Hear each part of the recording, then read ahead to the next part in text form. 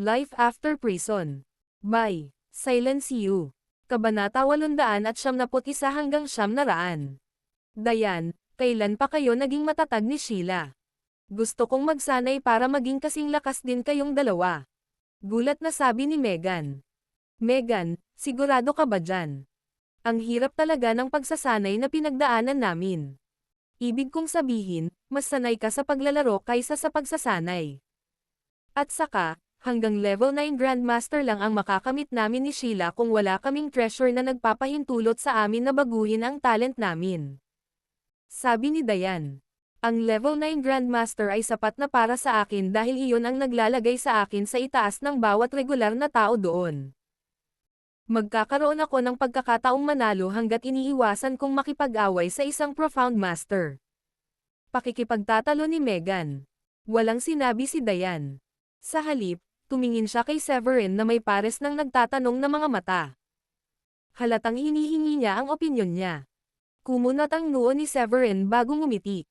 Itinuro niya ang kawan ng mga tupa na nakaharang pa rin sa kalsada at sinabing, Megan, bakit hindi mo itaboy ang mga tupang iyon sa daan? Kung gagawin mo iyon, sigurado akong isasama ka ng kapatid mo at ni Sheila sa kanilang pagsasanay sa susunod. Oo, Megan. Habulin mo ang mga tupang iyon sa kalsada para makapagpatuloy tayo sa ating paglalakbay. Nakangiting sabi ni Dayan. Hoy, hindi makatarungan yan. Dayan, alam mo, pati na rin ang ginagawa ko, hindi pa ako nakakagawa ng kahit anong mahirap mula noong bata pa ako. Ibig sabihin, ano ang malalaman ko tungkol sa paghabol sa mga tupa at lahat ng iyon? Sabi ni Megan sabay pout ng galit. Megan, kung hindi mo man lang kayanin ang ganito, masidhing ipinapayo ko sa iyo na kalimutan ang tungkol sa pagsasanay kasama ang iyong kapatid na babae. Ang pagsasanay ay 10 beses na mas mahirap kaysa dito at iiyak ka para sa awa pagkatapos ng isang oras. Maaaring kasing layaw mo sina Dayan at Sheila, ngunit mayroon silang isang bagay na wala sa maraming tao, at iyon ay mabangis. Sabi ni Severin. Sige. Itataboy ko ang mga gagong tupa na ito. Sabi ni Megan. Pagkatapos ay naghanap siya ng mahabang patpat at nagsimulang itaboy ang mga tupa. Nang malinis ang kalsada, nagpatuloy ang grupo sa kanilang paglalakbay. Sheila. Sabi ni Megan nang makabalik silang dalawa sa sasakyan.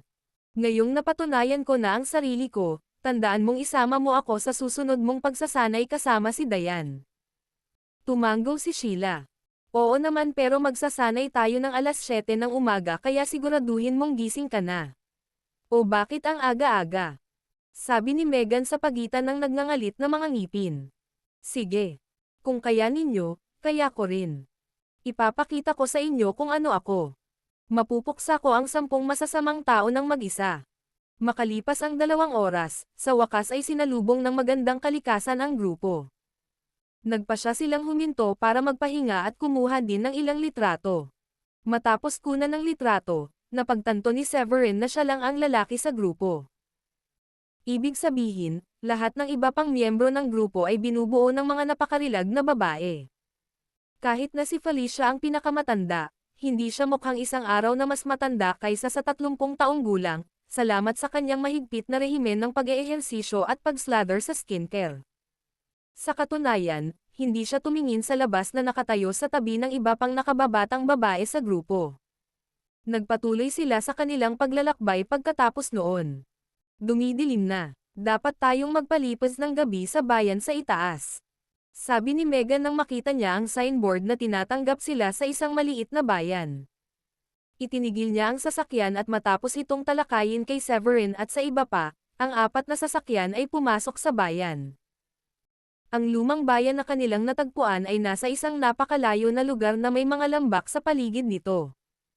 May malawak na bluestone na landas sa gitna na may linyang mga bahay sa magkabilang gilid. Ang grupo ay hindi nakadama ng kapayapaan at kalmado pagkatapos nilang makapasok sa bayan. Ipinarada nila ang kanilang mga sasakyan sa open field malapit sa pasukan ng bayan at lahat silang siyam ay lumabas ng sasakyan pagkatapos noon. Oh my God! Ang bayang ito ay napakatahimik na nakakatakot. Sabi ni Dayan. Walang ingay na nagmumula sa bayan at wala ring liwanag na nagmumula sa loob ng mga bahay.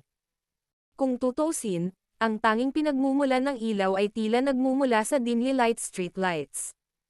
Ang bayang ito ang magiging perpektong backdrop para sa isang horror movie. Sabi ni Megan sabay ngisi. Tumahimik ka, tanga ka. Sabi ni Felicia. Takot siya na may tumalon at matakot sa siya agad na tumakbo papunta sa kinatatayuan ni Lily at ng iba pang bodyguard. Talagang may nangyayari sa bayang ito. Ibig sabihin, oo hindi naman ganoon kalaki ang bayan pero bakit lahat ng bahay ay nakakulong ng ganoon? Wala bang lumalabas kapag gabi? Malakas na pagtataka ni Severin. Pagkatapos nito, nagsimula siyang maglakad patungo sa mga bahay. Huwag kayong mag-alala, mga babae. Sumunod kayo sa akin at iingatan kong ligtas kayong lahat. Sinundan siya ng grupo. Ang mga babaeng bodyguard ay nasa mataas na alerto dahil maaari nilang maramdaman ang isang bagay kung mayroon napakamali. Ilang sandali pa ay nakarating na sila sa harap ng bahay ng kung sino. Hello? May tao ba dyan? Anong nangyayari dito? Bakit lahat nagtatago sa bahay nila? Sigaw ni Severin. Makalipas ang ilang segundo, bumukas ang pinto at bumungad ang mukha ng isang natatakot na nasa katanghaliang gulang na lalaki.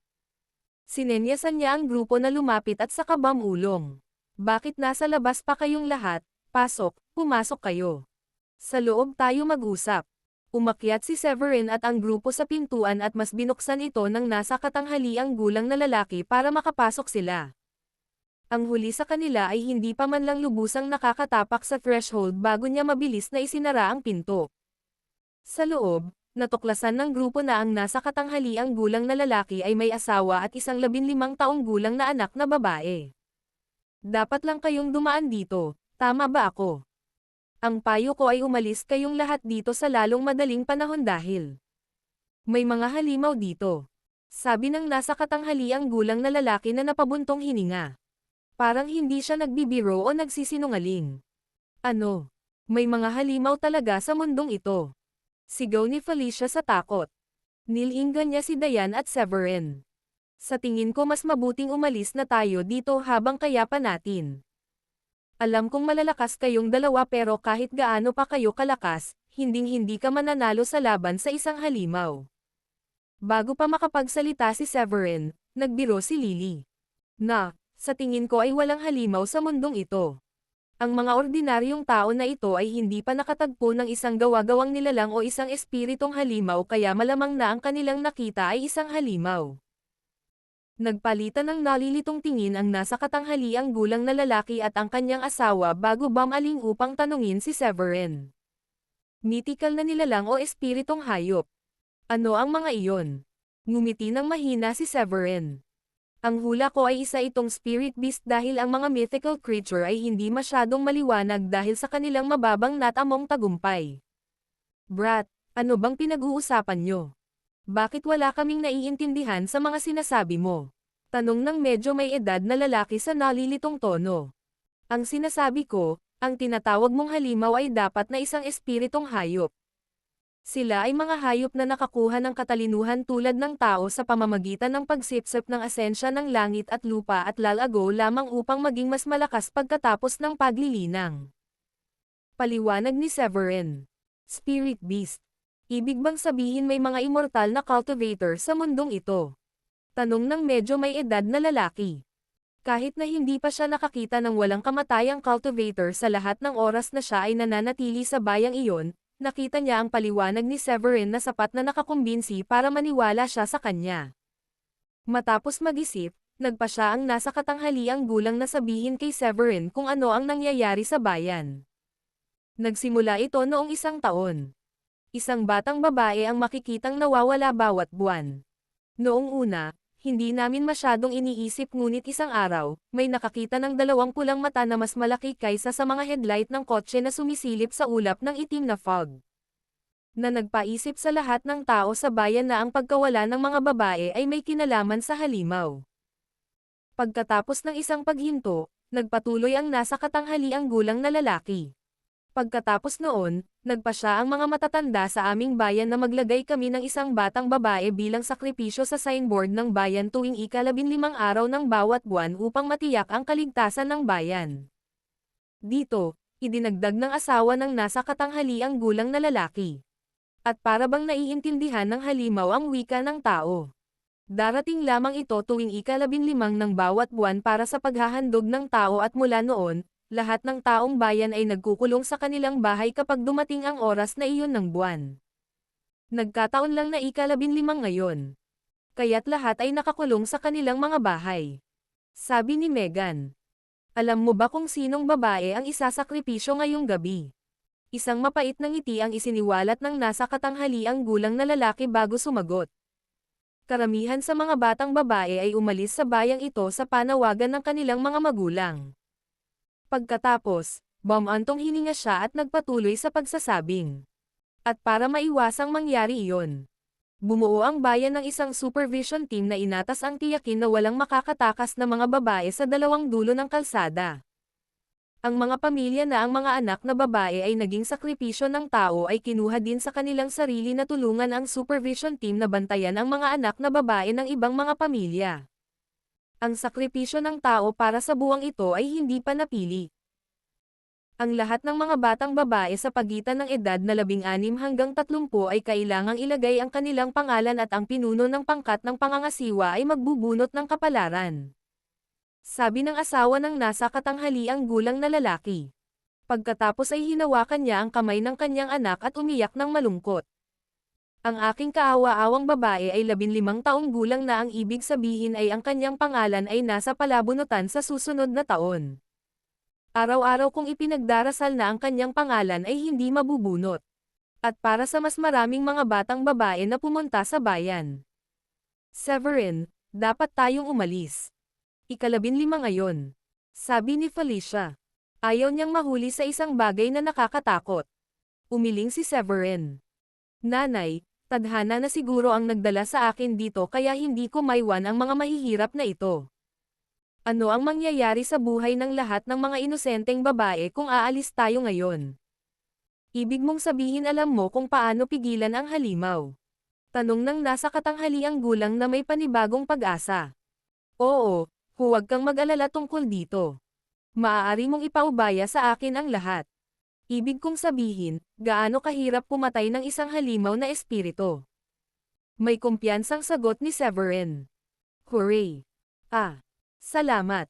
Maraming salamat. Dapat isa ka sa mga walang kamatayang cultivator mula sa mga alamat, tama ba? My God, hindi ko akalain na may makikilala ako sa buhay ko. Tuwang-tuwa sabi ng nasa katanghaliang gulang na lalaki. Ngumiti si Severin. Ayos lang, walang anuman. Ngayon, magiging napakabait mo ba para hilingin sa supervision team na pumunta dito? Gusto ko muna silang kausapin. Hinayla ni Felicia si Severin sa gilid at mahinang nagtanong. Severin, sigurado ka ba dito? Tama ang narinig mo sa sinabi nila. Tungkol sa mga mata ng spirit beast na mas malaki kaysa sa mga headlight ng kotse. Ang pagtulong sa iba ay isang magandang bagay ngunit hindi kung ikaw ang isinakripisyo sa halip. Tsaka, wala naman talagang kinalaman ito sa atin. Paano kung gagawin mong mas magalit ang espiritong hayop sa amin dito? Pero nanay, ikaw ang nagpumilit na sumama sa akin. Sabi ni Severin na may pagtataka. At ang sinabi ko sa iyo na manatili sa bahay ay sinabi mo na lahat ay mamamatay balang araw at kung paano hindi ka natatakot sa kamatayan. Nagsisisi ka na ba ngayon? Namula si Felicia sa kahihiyan bago nakipagtalo. Kaya kung makitungo sa mga mapanganib na tao ngunit ang bagay na ito ay hindi tao kaya paano ako hindi matatakot? Huwag kang mag-alala, nanay. Kung sasabihin kong kakayanin ko ito ay kakayanin ko. Biglang sunod-sunod na kalabog ang maririnig mula sa pinto. Derek Smith, lumabas ka kaagad. Ito ang pinuno ng pangkat ng pangangasiwa, si Charles Kincaid. Hintayin mo ako dito. Lalabas ako at ipaalam sa kanya kung ano ang nangyayari. Sabi ni Derek, ang nasa katanghaliang gulang na lalaki na pinapasok si Severin at ang iba pa sa kanyang bahay. Pagkatapos ay lumabas siya ngunit bago niya isara ang pinto, sinigurado niyang may lock ito mula sa loob. Hello Charles, ano ang nagdadala sa iyo dito? Naisip mo na ba kung sino ang magiging sakripisyo ng tao ngayong gabi? Masiglang tanong ni Derek. Alam mo, baka may paraan ako para pigilan ang halimaw na ito minsan at para sa lahat. Alam mo kasing ginagawa ko ang bagay na iyon ay nagtatago sa loob ng fog. Ni hindi natin alam kung ano ang hitsura o kung gaano ito kalaki. Pero isa lang ang sigurado, nakakalipad ito. Kaya sigurado ka bang kaya mong pabagsakin ang isang lumilipad na halimaw na may mga mata na mas malaki kaysa sa headlight ng sasakyan? Sabi ni Charles. Tapos tumingin siya ng diretso sa mga mata ni Derek. Tungkol sa sakripisyong tao. Bueno, ang pangalan ng iyong anak na babae ay lumabas sa pagkakataong ito. Ano? Napasinghap ng mariin si Derek at gulat na napatingin kay Charles. Nagbibiro ka diba? 15 taong gulang pa lang ang anak ko kaya paano napunta ang pangalan niya sa palabunutan? Tiyak na pagkakamali ito. Isang pagkakamali. Mukha ba tayong mga taong magkakamali ng ganito? Nakangiting tanong ni Charles. Oh, tama.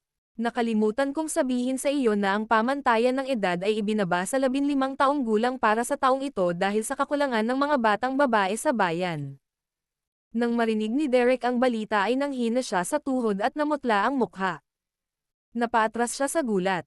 Hindi. Paano ito mangyayari? Oh, ano ang nagawa ko para maging karapat-dapat ako dito? Kaawa-awa kong babae. Aking mahal na kaawa-awang babae. Kahit nangako si Severin na papatayin ang Spirit Beast, hindi pa rin maiwasan ni Derek na malungkot sa balita dahil paano kung nabigo si Severin sa kanyang paghahanap. Ano naman? Ito ay mas mahusay na huwag magbigay ng labis na pag-asa. Narinig din ng asawa ni Derek ang lahat sa siwang din ng pinto. Hindi pwede ito. Oh, kaawa-awang Lily. Bakit? Bakit sa lahat ng tao? Sigaw ng asawa ni Derek.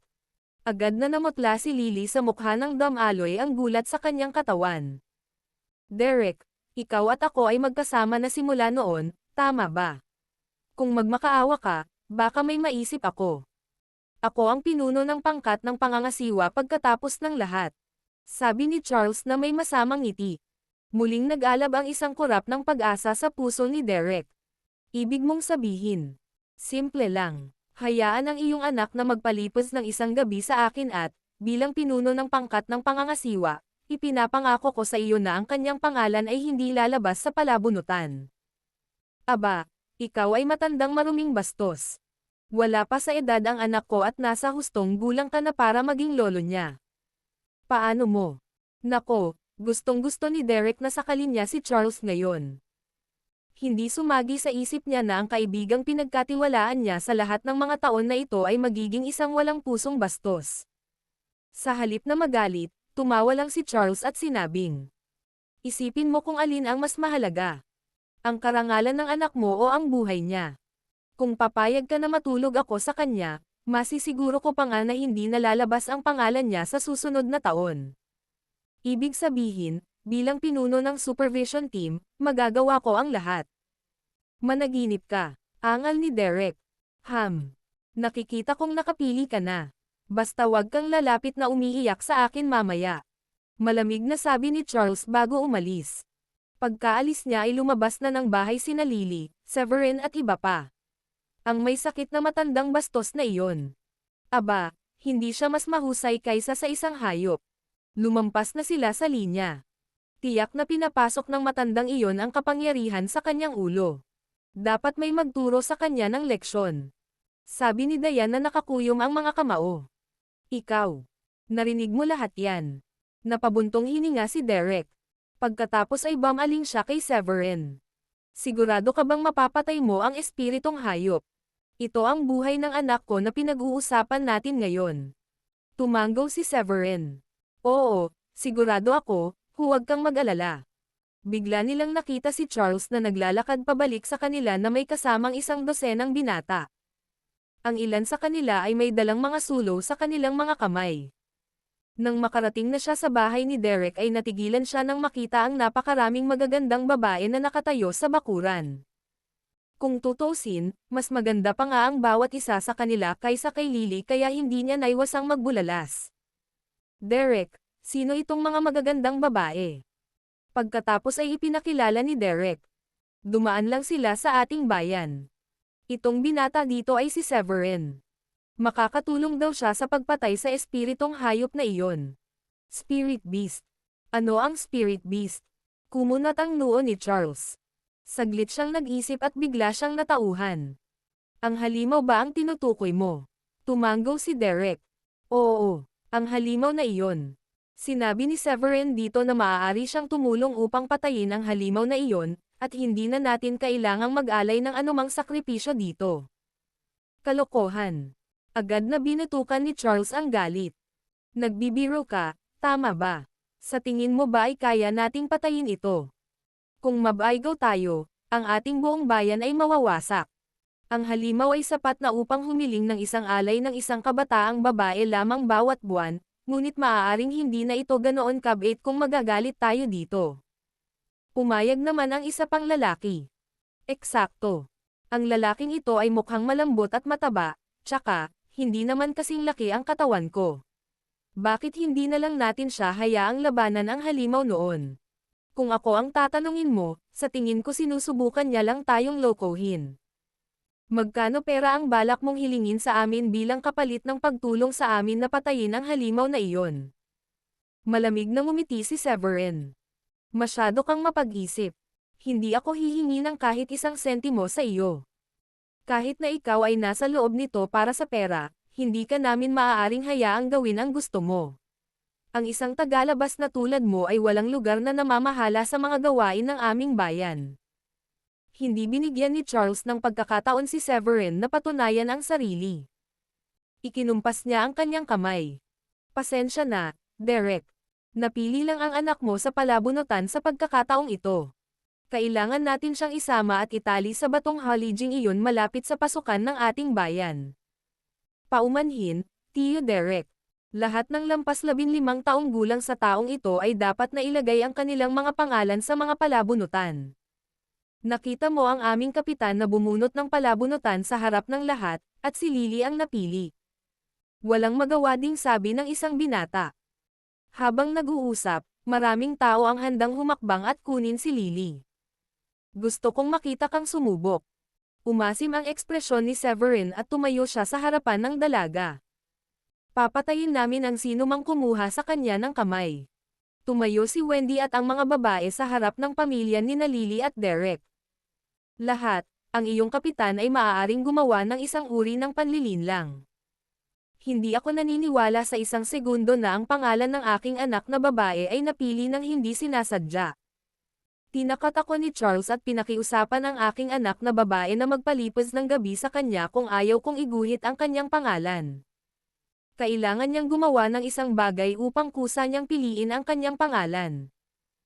Agad namang lumabas si Derek at sinabing matapos niyang makitang kukunin na ng mga tauhan ni Charles ang kanyang anak. Malamig na ngiti ang sinabi ni Charles.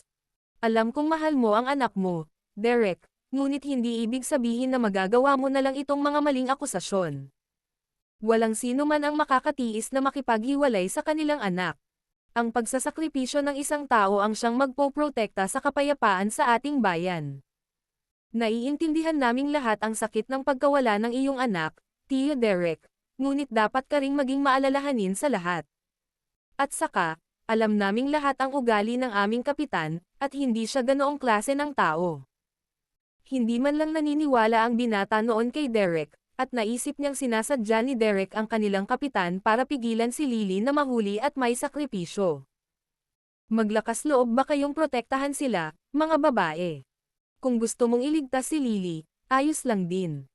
Isa sa inyo ang lumabas at palitan siya bilang sakripisyo. Itinakip ni Charles ang kanyang mga kamay sa harap ng kanyang dibdib at ngumisi. Para bang sinasabi niya kay Derek na iyon ang dapat gawin. Sa palagay ko ay hindi na kailangan. Ang pagsasakripisyo ng isang hamak na tulad mo ay mas angkop. Sa simula pa lang ay pinipigilan na ni Severin ang kanyang galit. Nang makita niya kung gaano ka-arrogant si Charles, ang kanyang katawan ay nag-iwan ng isang after-image habang siya ay sumulong sa bilis ng kidlat at nagpakita sa harap mismo ni Charles. Tinampal naman ni Severin si Charles sa noo. Ang impact ay nagpalipad sa katawan ni Charles, at napugutan na siya nang bumagsak ang bangkay nito sa lupa. Ang huling ekspresyon niya ng pagkagulat. Ang 12-dosenang natitirang mga individual ay natulala. Ilang segundo silang nag-react, at kalaunan ay napasigaw sila sa gulat. My goodness! Paano ito posible? Nasaran ba ako ng paningin? Hindi ko man lang nakita kung paano siya umatake. Mahigit 100 tao ang nagsimulang mag-usap tungkol sa nangyari. Nadama nila na ang lahat ay napakasurel at hindi moari kung gaano kadali napatay ang kanilang koponan. Mahinahong sinabi ni Severin. Si Derek ay nagsasabi ng totoo. Si Charles ay isang hamak na tao, at dapat siyang patayin dahil sa paggamit ng kanyang kapangyarihan para sa pananakot kay Derek. Sa tingin ko ay dapat nating itali ang kanyang katawan sa batong haligi sa pasukan ng bayan bilang isang alay, kung hindi ay baka hindi magpakita ang espiritong hayop na iyon. Isang nasa katanghaliang gulang na lalaki ang nagpasyang humakbang at tanungin si Severin. Sigurado ka bang mapapatay mo ang halimaw na iyon? Kung tutusin, napatunayan sa kanila ng halos maladyos na kakayahan ni Severin na hindi lang siya isang ordinaryong tao. Kaya niya. Sigurado akong kaya niya. Ipaubaya na lang natin sa kanya. Sabi ng isang matandang lalaki, nang hindi man lang binigyan ng pagkakataon si Severin na sumagot. Tayo na. Dadalhin natin ang bangkay ng perwisyo na ito sa pasukan ng bayan at itali sa halijing bato. Kung nais ng mga taong bayan na makita siya, malaya silang gawin iyon. Agad na binuhat ng matanda ang katawan ni Charles at naglakad patungo sa pasukan ng bayan. Salamat, Mr. Severin. Pagkaalis ng mga lalaki ay agad na dinala ni Derek ang kanyang anak para pasalamatan si Severin. Kung wala ang tulong ni Severin, nadala na sana ang anak ni Derek. Alam mo, Nudie, hindi man lang niya binibigyan ng katiyakan kung may tiwala siya sa tagumpay o hindi. Paano mo siya basta-basta mapagkakatiwalaan? Matapos lumakad ng kaunti ay tinanong ng isa sa mga tauhan ng grupo ang matanda kanina. Ngumiti ng pilit ang matandang si Ludi. Nangyari na ang nangyari. Ano pa bang pagpipilian ang mayroon tayo? Kung napatay si Charles noong sinubukan niyang kunin si Lily, ano sa tingin mo ang sino man sa atin ay kapareha ng binatang iyon? Malapit nang dumating ang espiritong hayop na iyon, kaya maaari lamang nating ilagay ang ating tiwala sa batang iyon sa ngayon. Sige. Ipaalam natin sa mga taong bayan mamaya para magawa ito ng sino man sa mga magigiting na kaluluwa na gustong makasaksi sa halimaw. Mabuti sana kung mapatay ito ng binatang iyon para hindi na ito dapat alalahanin pa ng ating bayan. Hindi napigilan ng isang lalaki ang tumanggo. Hindi nagtagal, dinala ng ilang tao ang bangkay ni Charles sa pasukan ng bayan. Ang iba ay pumunta upang ipaalam sa ibang mga residente na pumunta at manood kung interesado silang makita ang espiritu. Hayop na pinapatay. Panahon na para pumunta tayo sa pasukan ng bayan. Sabi ni Severin habang tinutulungang tumayo sina Lily, Derek, at ang kanyang asawa. Bago iyon, nakaluhod sila sa lupa para magpasalamat sa kanya. Salamat, Mr. Severin. Hindi pa man ganoon kakumpiyansa si Derek sa tagumpay ni Severin, malaki pa rin ang pag-asa niya kay Severin. Daan-daang tao sa lalong madaling panahon ang nagtipon sa arko ng pasukan ng bayan. Ang mga mas matapang ay lumapit, habang ang mahina ang puso ay nanatili sa isang ligtas na distansya habang tinitiyak na maaari pa rin nilang panoorin ang lahat mula sa malayo. Sino sa inyo si Mr. Severin? Lumapit ang isang matandang lalaki at nasa sabik na nagtanong. Nagpakilala agad si Derek. Mr. Oliver. Itong binata dito ay si Mr. Severin. Sabi niya isa siyang cultivator. Yung uri na naririnig lang natin sa mga alamat. Ang halimaw na iyon ay tinatawag nilang spirit beast, at sinabi niyang matutulungan niya tayong patayin ito. Namumula ang mga mata ni Oliver nang humakbang siya at hinawakan ang kamay ni Severin. Mr. Severin, ang halimaw na iyon ay nakapatay ng marami sa aming mga taong bayan. Maaari naming ibigay sa iyo ang anumang bagay kung tutulungan mo kaming patayin ito. Magsabi ka lang, at gagawin namin ang aming makakaya upang mabayaran ka hanggat nasa kapangyarihan ng aming bayan. Oo, Mr. Severin. Maaari kang humingi sa amin ng kahit ano basta't matutulungan mo kaming maalis ang salot na iyon. Pagkasentimental na sabi ng isang matabang lalaki. Ang aking anak na babae ay isinakripisyo sa halimaw na iyon noong nakaraang taon, kaya taos-puso akong umaasa na maipaghiganti mo kami. Pinag-isipan ni Severin ang kanilang alok at sinabing may mapait na ngiti. Wala akong maisip na anumang bagay na gusto kong hilingin bilang kabayaran. Gayunpaman, may biglang pumasok sa isip niya. O baka naman may imumungkahi lang ako. Napadaan lang kami, hindi pa kami kumakain. Masaya kami kung pwede mo kaming patuloyin ng isang gabi at mag-ayos ng handaan para sa amin. Hahaha. Oo nga. Ano ba? Kung kaya mong patayin ang bagay na iyon, maaari ka pang manatili dito at magpista sa puso ng kontento sa loob ng isang buong taon. Tumawa ng malakas si Oliver at nakaramdam ng pananabik sa kanyang puso. Nagmamadaling sinabi ni Severin. Hihihi. Masyado kang mabait. Pero dadaan lang kami sa bayan mo, at kailangan na naming umalis bukas ng umaga. Hindi nagtagal, lumipas ang isang oras. Gaya ng inaasahan, may malaking dagandong sa di kalayuan, at dahan daw ang lumalapit sa kanila ang napakalaking fog. Nandito na, nandito na, nandito na ang halimaw. Agad namang napaatras ang mga nakikipagkwentuhan at nagtatawanan kanina kay Severin nang marinig ang dagandong. Tumingin si Severin sa malayo at naramdaman ang isang mabigat na puwersang mapang-api na nagmumula sa hamog. Medyo nag-aalala pa rin si Megan, at hindi niya napigilan ang sarili na tanungin si Lily. Alam mo ba kung anong uri ng kakayahan ang espiritong hayop na iyon? Tumingin din si Lily sa harapan na may mataimtim na mata. Sa pangkalahatan, ang mga kalahating halimaw ay kapareho ng antas ng mga profound master, habang ang katumbas ng tao sa mga tunay na halimaw ay mga warrior king. Kung ang isang halimaw ay ikinategorya bilang isang espiritong hayop, natural na ito ay magiging mas malakas kaysa sa isang warrior king. Sinabi ni Sir na ito ay may napakataas na espiritual na katalinuhan, na nangangahulugang ito ay malamang na isang espiritong hayop. Sa ganoong kataas-taasang posibilidad, may posibilidad na magtagumpay ito sa warrior king at nakarating na sa warrior emperor. Warrior emperor. Napabuntong hininga si Megan nang marinig iyon. Nagulat din si Diane, at hindi niya napigil ang sabihin. Sinasabi mo bang mas mataas ang paggamit nito kaysa sa 4 na war gods? Parang nakakatakot.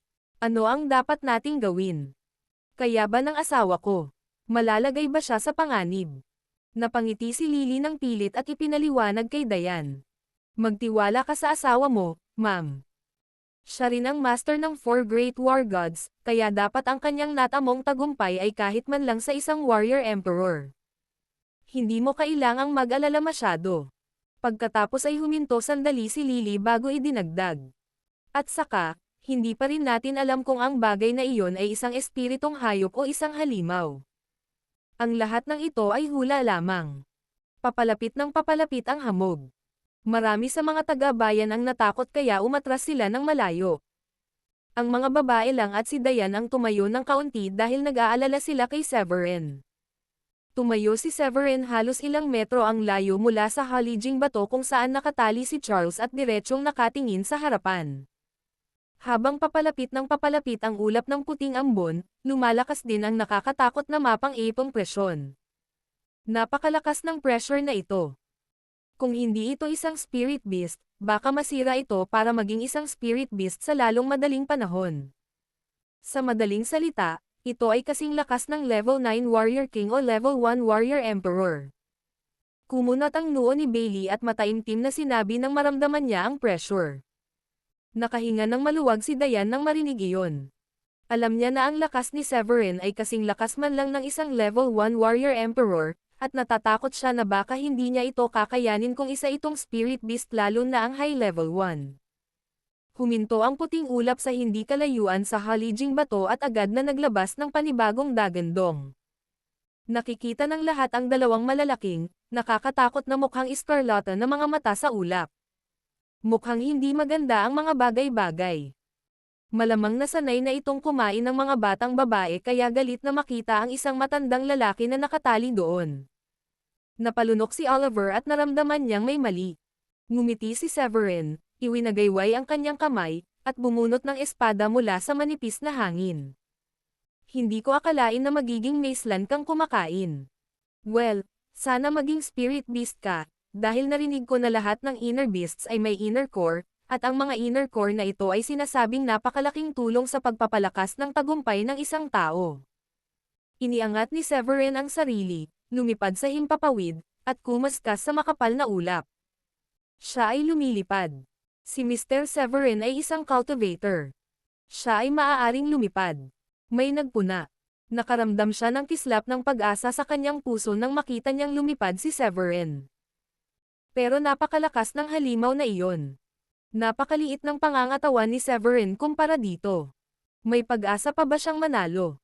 May ibang nagpahayag ng kanilang mga alalahanin, sa takot na si Severin ay hindi magiging katapat ng espiritong hayop. Kung nangyari iyon, kung gayon ang espiritong hayop ay maaaring magpasya na maghayganti at magalit sa buong bayan. Napakalaki. Sapat na ba si Severin, Dayan? Kumakabog ang puso ko ngayon. Labis din ang pag-aalala ni Felicia. Pagkatapos ng lahat, ang mga Shanahan ay umasa kay Severin upang maabot ang hindi pa nagagawang taas, at ang pagkamatay ni Severin ay nangangahulugan na mawawala ang kanilang titulo bilang South County Mansion. Ang buhay ay magiging napakahirap dahil walang ibang malalakas na individual sa hanay ng mga Shanahan. Malamang na hindi na sila maaaring manatili sa South Link City at makakabalik na lamang sa Brookborn. Nakaramdam din ng kaba si Dayan, ngunit sinulyapan siya ni Felicia at sinabing, "Huwag mong sabihin ang mga bagay na iyan, nanay. Magiging maayos din si Severin. At isa pa, normal lang na tumibok ang iyong puso. Kailangan nating mag-alala kung tumigil ang pagtibok ng iyong puso." Ha, nakakahiya. Isa lamang itong normal na halimaw na may lakas ng level 9 Warrior King. Nasa bingit na ito ng tagumpay sa isang espiritong hayop, ngunit hindi pa ito umabot sa antas na iyon. Kitang-kita ni Severin ang napakalaking halimaw na nasa harapan niya pagkatapos pumasok sa fog. Ito pala ay isang malaking itim na sawa na may espiritong hayop, kaya walang panloob na core sa loob ng katawan nito. Ang malaking itim na sawa ay nagpakawala ng dagandong nang makita ang isang tao na napakalapit dito. Ibinuka nito ang dagwang bibig at pagkatapos ay sumugod kay Severin. Walang kahirap-hirap na inilegan ni Severin ang hampas, at ginamit niya ang kanyang mga iniisip upang ihatid ang espiritual na enerhiya sa espadang hawak niya. Mamatay. Sigaw ni Severin habang hinahampas ang sawa. Isang matalim na liwanag ng espiritual na enerhiya na sumanib sa sobrang siksik na enerhiya ng espada ang nahak pababa. Naputol ang ulo ng higanteng sawa na kasing laki ng balde at nahulog sa lupa. Ang ulap sa paligid noon. Naglaho matapos itong pugutan ng ulo. Ano? Agad itong pinugutan ng ulo. Nagulat ang lahat sa bayan nang makitang bumagsak sa lupa ang katawan ng malaking ahas. Ang bilis kung saan ito napatay ay sadyang napakabilis. Napakalakas ni Mr. Severin. Wala pang 10 segundo ang kailangan niya para patayin ang napakalaking itim na sawa. Hindi. Akala ko magiging malaking reptilya ang halimaw. Si Abigail ay may hitsura ng paghanga habang nakatingin kay Severin na nakalutang sa himpapawid. Sa isang kurap, lumipad muli si Severin pababa. "Ikaw ang aming tagapagligtas. Salamat sa pagtulong mo sa amin na maalis ang salot na ito. Mangyaring hayaan mo kaming sambahin ka." Dumating si Oliver kasama ang kanyang mga tao, at ang lahat ng mga taong naroon ay yumukod kay Severin. Agad na sinabi ni Severin, "Hindi na kailangang lumuhad, lahat. Hindi naman ganoon kahirap. Mula ngayon, hindi na nito muling takutin ang iyong bayan. Hindi ba ito espiritong hayop, bayaw?" Lumapit si Megan at tumingin kay Severin na may maliwanag na kislap ng paghanga sa kanyang mga mata. Ang mga mata na iyon ay parang isang maliit na fangirl na nakakita sa kanyang idolo. Ngumiti ng pilit si Severin. Maraming mga espiritong hayop sa mundong ito, ngunit ang isang ito ay hindi, at wala rin itong panloob na core. Ito ay isang halimaw na nasa bingit ng paglusob upang maging isang espiritong hayop, at ang lakas nito ay maihahambing sa isang level 9 Warrior King. Isang level 9 Warrior King. Hindi ba ibig sabihin nito ay kasing lakas ito ng 4 na War Gods? Ang bagay na ito ay napakalakas kung gayon. Nagulat si Felicia nang marinig iyon, ngunit hindi nagtagal ay napangiti siya nang sabihin niyang. Gayunpaman, nakakamangha na nakayanan mo ito ng napakabilis, Severin. Hindi na kailangang matakot. Maaari mong iwanang bukas ang iyong mga gate at buksan ang iyong mga ilaw dahil nararapat tayong magdiwang ngayong gabi. Masyadong emosyonal si Oliver kaya napaiyak siya. Lumapit kay Severin ang isang matabang lalaki. Mangyaring manatili sa aking inn para sa gabi. Naghanda ako ng isang handaan para sa inyong lahat. Tumanggaw si Severin at sinabing, huwag mo nang isipin kung gagawin natin iyon. My goodness! Napakalaki ng itim na sawa na ito. Ang pagtingin ko pa lang dito ay nanlamig na ako kahit na malayo ako dito. Natroma pa rin ang ilan sa mga taga-bayan habang nakatingin sila sa malaking halimaw sa lupa mula sa malayo. Ngumiti si Severin. Siya nga pala, ang halimaw na ito ay may mataas na kakayahan. Mapapalakas mo ang iyong katawan at lalakas kung kakainin mo ang karne nito, at may kakayahan pa itong pahabain ang iyong buhay kahit papaano. Hayaan ang mga tao na kumuha ng isang piraso nito. Mukhang maganda. Kunin natin ang ating bahagi. Agad na kinuha ng lahat ang kanilang mga kutsilyo matapos marinig ang sinabi ni Severin.